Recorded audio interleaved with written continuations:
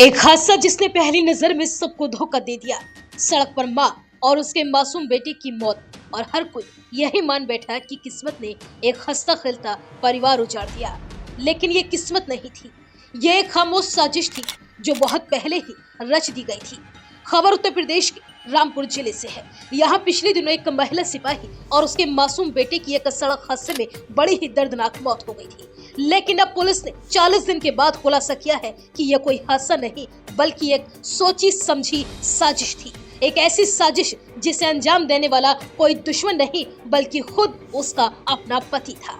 Police ने 40 दिन के बाद अब इस पूरे मामले का खुलासा करते हुए पति सहित 3 लोगों को गिरफ्तार किया है और 2 लोगों की तलाश जारी है।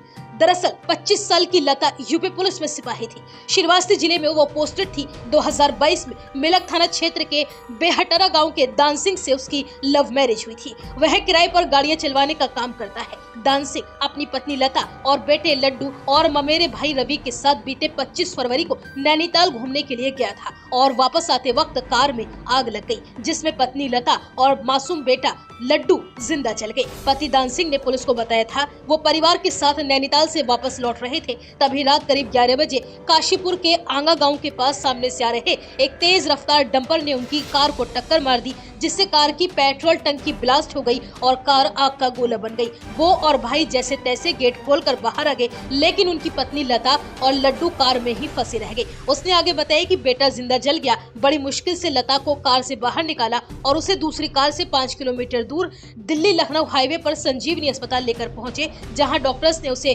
बरेली रेफर कर दिया और रास्ते में ही उसने दम तोड़ दिया। पुलिस जांच में पता चला कि लता से पहले दान सिंह ने एक और शादी की थी, तब भी उसने लव मैरिज की थी और 2020 में पहली पत्नी की भी कार हादसे में ही मौत हो गई थी। वह कार भी दान सिंह की ही थी। हालांकि इस मामले में कोई केस दर्ज नहीं कराया गया था, फिर भी दान सिंह इस मामले की वजह से अब पुलिस के शक के घेरे में आ गया। एसपी सोमेंद्र मीणा ने बताया कि पुलिस ने लता और लड्डू का पोस्टमार्टम कराया। रिपोर्ट में पता चला कि मौत से पहले लता के सिर पर किसी भारी चीज से कई वार किए गए थे। क्योंकि मौका वारदात से लेकर अस्पताल तक पति दान सिंह ही पत्नी लता के साथ था, इसलिए उस पर शक और ज्यादा गहरा हो गया। पुलिस ने जली हुई कार की फॉरेंसिक और टेक्निकल जांच कराई, जिसमें एक्सपर्ट ने कार का बारीकी से मुआयना किया। इसमें पता चला कि कार किसी हादसे का शिकार नहीं हुई, उसे आग के हवाले किया गया है। लता और लड्डू की मौत के मामले की जांच सीओ सिटी जितेंद्र कुमार सिंह को सौंपी गई। दान सिंह और रवि से अलग अलग पूछताछ की गई। दोनों लगातार अपने बयान बदल रहे थे और हड़बड़ा रहे थे।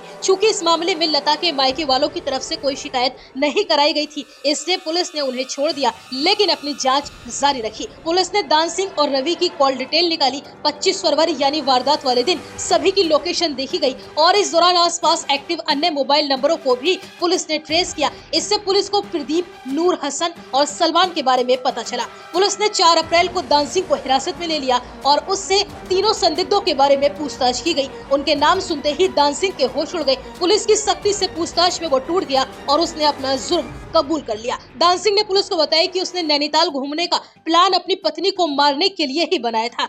भाई रवि को बुलाकर उससे मदद के लिए कहा और उसे बदले में इंश्योरेंस से मिलने वाले पैसों में हिस्सा देने की बात कही, जिसके बाद वो तैयार हो गया। पत्नी और बच्चों को कार सहित पहले उनका प्लान था कि पहाड़ से नीचे फेंक देंगे, लेकिन वहां उन्हें मौका नहीं मिला। दान सिंह ने अपने दोस्त नूर हसन समेत दोनों दोस्तों को फोन करके नैनीताल बुला लिया और उसके साथ रास्ते में पत्नी बच्चे को जिंदा जलाने का प्लान बना लिया। नैनीताल से निकलने पर नूर और दोनों दोस्त कुछ दूरी पर दूसरी कार से पीछे पीछे चल रहे थे। आरोपियों ने पहले महिला सिपाही और उसके बेटे को नशे की गोली देकर बेहोश किया और फिर कार पर पेट्रोल छिड़ककर आग लगा दी गई। बेटे की जिससे जलकर मौत हो गई, लेकिन बुरी तरह झुलसने के बाद भी महिला सिपाही की सांसें चल रही थी। तब दान सिंह और रवि ने अपने दोस्तों से दूसरी कार मंगवाई और अस्पताल ले जाते वक्त लता के सिर पर हथौड़े से ताबड़तोड़ वार कर दिए, जिससे उसकी मौत हो गई। आरोपियों ने पुलिस पूछताछ में बताया कि हमने तय किया था कि अपनी कार को जलाने के बाद नूर की कार से फरार हो जाएंगे, लेकिन कार को आग लगाने के बाद भी